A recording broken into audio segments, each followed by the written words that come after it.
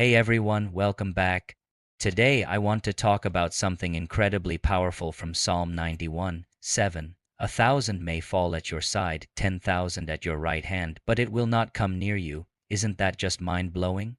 When God breathed life into you, He set you apart. He marked you for favor, for blessing, to stand out.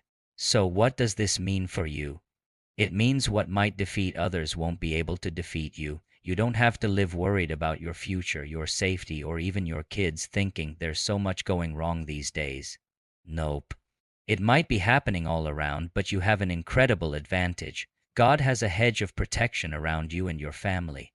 For the enemy to even touch you, they need permission from God Himself.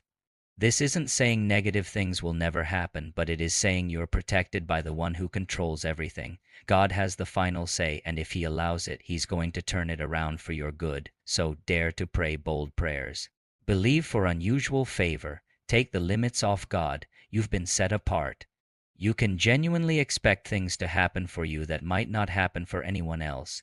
Thank you so much for watching.